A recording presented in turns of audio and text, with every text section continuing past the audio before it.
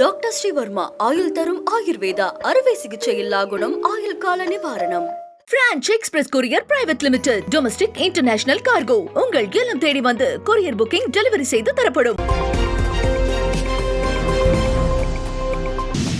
காந்தியை பிடிக்காதவர்களுக்கு அவர் பெயரிலான 100 நாள் வேலை திட்டத்தையும் பிடிக்கவில்லை என்று மு.க. ஸ்டாலின் குற்றம் சாட்டியுள்ளார். ஏழைகளின் சம்பள பணத்தை விடுவிக்க மனமில்லையா எனவும் கேள்வி எழுப்பியிருக்கிறார்.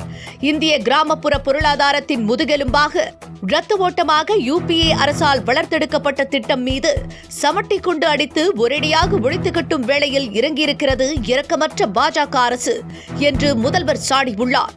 உங்களுக்கு வேண்டப்பட்ட கார்ப்பரேட்டுகள் என்றால் பல லட்சம் கோடி ரூபாய் கடனை கூட ஒரே கையெழுத்தில் தள்ளுபடி செய்கிறீர்களே, வேகாத வெயிலில் உடலை வருத்தி வியர்வை சிந்தி உழைத்த ஏழை மக்களின் பணத்தை விடுவிக்க மட்டும் ஏன் பணமில்லையா அல்லது மனமில்லையா என்றும் வினவியுள்ளார். தமிழ்நாடெங்கும் இன்றைய ஆர்ப்பாட்டத்தில் கழக உடன்பிறப்புகளும் ஏழை மக்களும் எழுப்பும் குரல் டெல்லியை எட்டட்டும், சாடிஸ்ட் பாஜக அரசின் மனம் இறங்கட்டும் என்றும் முதல்வர் ஸ்டாலின் தெரிவித்திருக்கிறார்.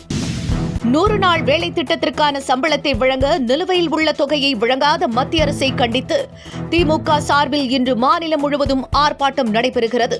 100 நாள் வேலைக்கு வழங்கப்பட வேண்டிய 4034 கோடி ரூபாய் நிதியை மத்திய அரசு வழங்காமல் உள்ளதாக புகார் எழுந்துள்ளது.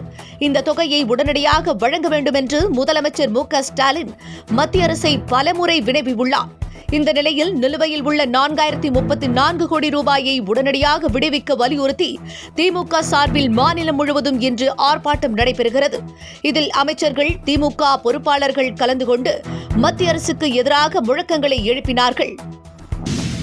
கட்சி தொடங்கிவிட்டு 2 ஆண்டுகளில் தன்னை வந்து சந்திக்க வேண்டும் என்று கட்டளையிடும் ஒரு சர்வாதிகாரி திமுகவிற்கும் தாவேகாவிற்கும் தான் போட்டி என்று பேசியிருக்கிறார் என விஜயை அமைச்சர் கோவி செழியன் சாடியுள்ளார். விஜய் ஒரு 2 வயது குழந்தை என்றும் திமுக பவள விழாவை தாண்டி நிற்கின்ற 80 ஆண்டுகால கட்சி என்றும் குறிப்பிட்டுள்ள செழியன், நாளைக்கே தேர்தல் வைத்தாலும் 234 தொகுதிகளிலும் திமுக வெற்றி பெறும் என்று திட்டவட்டமாக தெரிவித்திருக்கிறார்.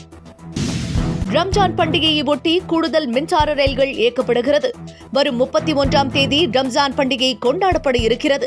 அன்றைய தினம் அதிகாலை 4:30 மணி முதல் நள்ளிரவு 2 மணி வரை 5 நிமிடத்திலிருந்து 10 நிமிடங்களுக்கு புறநகர் ரயில்கள் இயக்கப்படுகின்றன. ரம்ஜான் பண்டிகைக்கு கூடுதல் ரயில்கள் இயக்கப்பட உள்ளதால் அதை பயன்படுத்திக் கொள்ளவும் அறிவுறுத்தப்பட்டுள்ளது. சென்னை மாநகரில் கட்டுமான பணிகளால் ஏற்படும் காற்று மாசுவை தணிக்க தவறினால் 5 லட்சம் ரூபாய் வரை அபராதம் விதிக்கும் வரைவு வழிகாட்டுதலை மாநகராட்சி வெளியிட்டுள்ளது. காற்று மாசுபாடை தணிக்கும் நடவடிக்கைகளை பணியாளர்கள் பின்பற்றுவதை பின்பற்றுவதை உறுதி செய்ய சிசிடிவி கட்டமைப்பை ஏற்படுத்த வேண்டும்.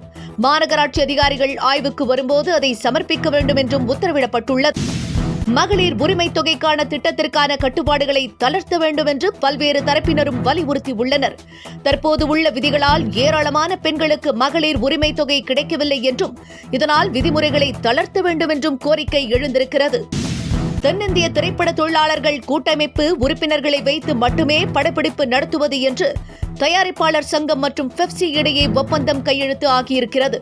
இது பெப்சியின் நீண்டகால கோரிக்கையாகும்.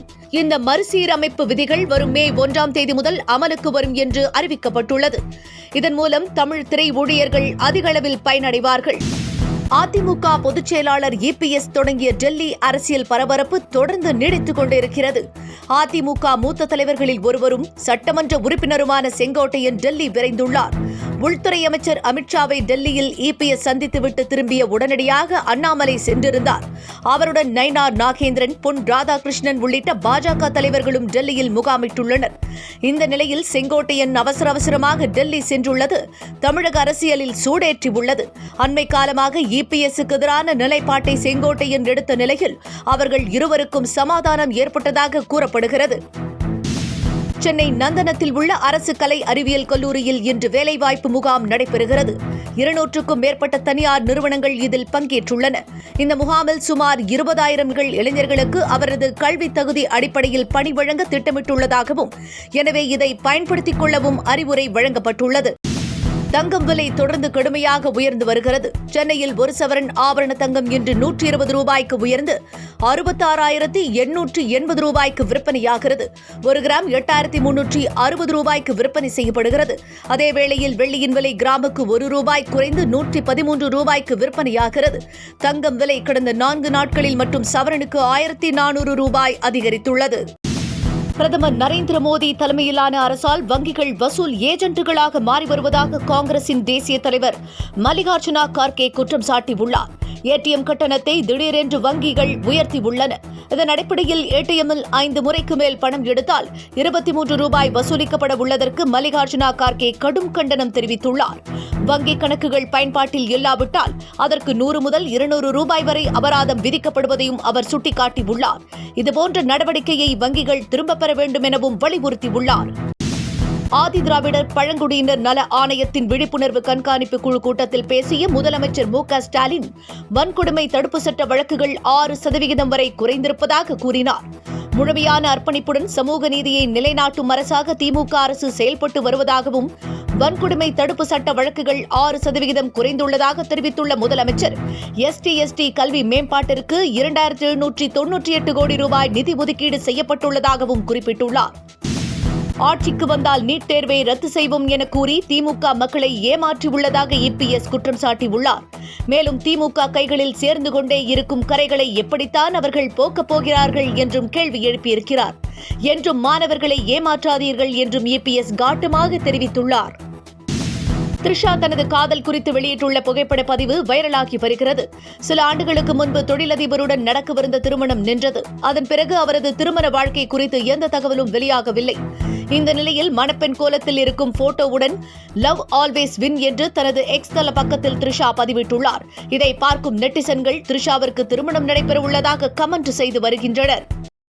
என்றும் உங்களுடன் மை இந்தியா. முக்கிய செய்திகளை உடனுக்குடன் தெரிந்து கொள்ள சப்ஸ்கிரைப் பண்ணுங்க, பெல் பட்டனை பிரஸ் பண்ணுங்க. என்றும் உங்களுடன் மை இந்தியா.